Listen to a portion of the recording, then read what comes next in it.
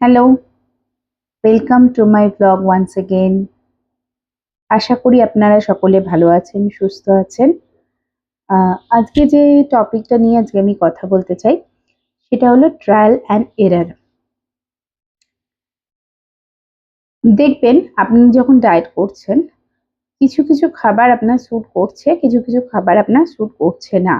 মানে আপনার কিন্তু ওয়েটটা রেগুলেট করতে হবে, রেগুলারলি ওয়েট চেকিং করতে হবে।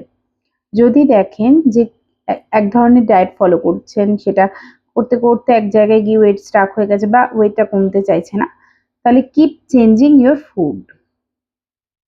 একই ধরনের খাবার একটানা খেলে বডি ইউজ টু হয়ে যায়, তখন আর সে কাজ করতে চায় না।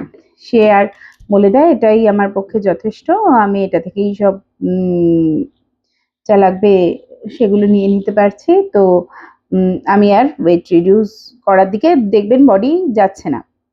তাহলে keep changing your food and food habit. আর ট্রায়াল অ্যান্ড এরারটা আপনাকে একটু করতে হবে।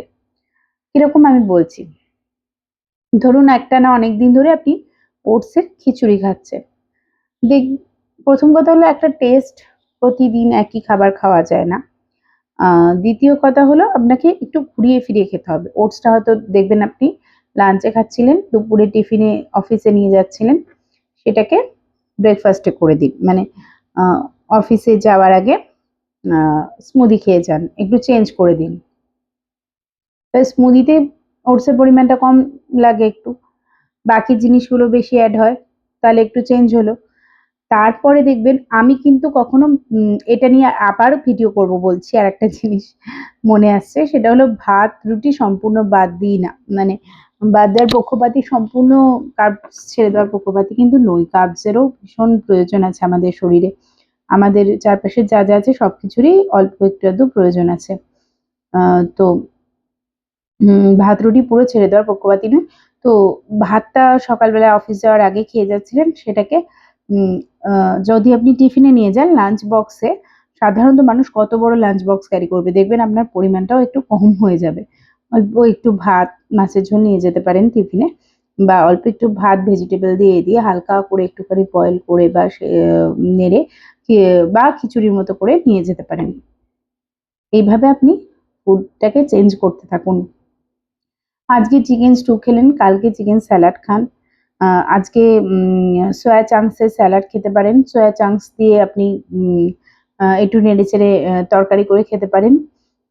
এরকমভাবে চেঞ্জ করুন। Keep changing and keep experimenting. কিছু কিছু খাবার, আমি ডিটক্স ওয়াটার চেঞ্জ করেছি। আমার শীতকালে এক ধরনের ডিটক্স ওয়াটার খেতাম, এখন এক ধরনের খাচ্ছিলাম, আবার চেষ্টা করছি যে আগামীকাল থেকে চেঞ্জ করার। একটু চেঞ্জ করতে হবে। চেঞ্জ না করলে কিন্তু আপনার বডি ইউজ টু হয়ে যাবে আর কিন্তু ওয়েট কমাতে চাইবে না। এটাও আমি একটা আমার রিয়েলাইজেশন এই ডায়েটের এই জার্নিতে, ওয়েট লস জার্নিতে আমার কিন্তু একটা রিয়েলাইজেশন। আমার এখন একটা ওয়েট স্টাকের ফেজ চলছে, ওয়েটটা একটু স্টাক হয়েছে। তো আমি কিন্তু এক্সপেরিমেন্ট করে চেঞ্জ করে করে দেখছি। আমি সন্ধেবেলা আপনি কিছুদিন পপকর্ন খেলেন, কিছুদিন মাখানা খেলেন, এবার কি করবেন, পাম্পকিন সিড কিন্তু অ্যাড করতে পারেন। আম আ দানা এগুলো খাওয়ার আমি খুব পক্ষপাতী ছিলাম না, কিন্তু আমি একটু পড়াশোনা করলাম, দেখলাম যে পাম্পকিন সিড, সানফ্লাওয়ার সিড এগুলোতে কিন্তু অনেক নিউট্রিয়েন্ট রিচ, মানে এগুলো অনেক নিউট্রিশন আছে এর মধ্যে, ম্যাক্রো নিউট্রিয়েন্টস এর মধ্যে ভর্তি। জিঙ্ক, ম্যাগনেসিয়াম এই জিনিসগুলো এর মধ্যে প্রচুর পরিমাণে থাকে, যেগুলো কিন্তু আপনার ইমিউনিটিতেও সাহায্য করে, আর আপনার শরীরে যে ম্যাক্রো নিউট্রিয়েন্টসের যে চাহিদা সেগুলো পূরণ করতে সাহায্য করে। তো বিকেলবেলা চায়ের সাথে আপনি চেঞ্জ করে করে খেতে পারেন। পপকর্ন খান, কোনদিন একটু স্যুপ খান, কোনদিন মাখানা খান, কোনদিন pumpkin seed, roasted pumpkin seed খেতে পারেন। আমি মিক্সটা এখনো ট্রাই করিনি, মিক্স সিডস এখনো ট্রাই করিনি। একটা আধটা সিড, আলাদা আলাদা সিডস ট্রাই করে দেখছি। সব সিডস যে সবার সহ্য হবে তা কিন্তু নয়। আবার ফিজিক্যাল বিভিন্ন কন্ডিশনে বিভিন্ন সিড আবার বারণ করা থাকে। সেগুলো কিন্তু একটু খেয়াল করে চলতে হবে। আমার যেহেতু থাইরয়েড বা এই ধরনের কোনো সমস্যা নেই, সেই জন্য কিন্তু আমি খেতে পারছি এগুলো। আবার আপনার দেখবেন ডায়েট করলে একটা স্কিন আর হেয়ারের ওপর একটা এফেক্ট কিন্তু আসে। সেক্ষেত্রেও কিন্তু আপনাকে ফুডটা একটু চেঞ্জ করে করে খেতে হবে। তো কিপ চেঞ্জিং। রোজ যদি রুটি খেতে না ইচ্ছা করে, ডালিয়ার খিচুড়িও আপনি অ্যাড করতে পারেন।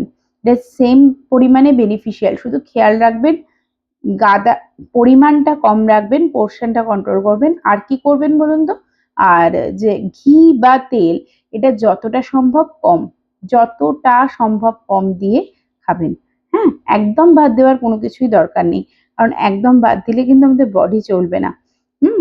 তাই কেননা তেল বা ঘিয়েরও একটা প্রয়োজনীয়তা আমাদের বডিতে আছে, কিন্তু সেটার পরিমাণ কতটা হবে সেটাকে কিন্তু আমার বডি ওয়েট অনুযায়ী ডিসাইড করতে হবে।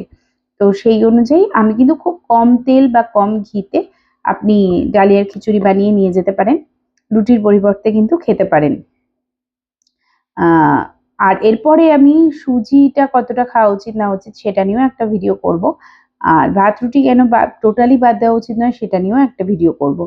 আজকে এই পর্যন্তই। আশা করি আমার এই ভিডিও আপনাদের ভালো লাগবে।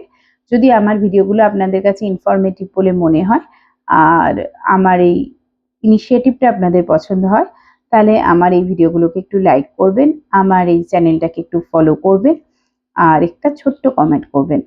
নমস্কার, আজকের মতো এই পর্যন্তই।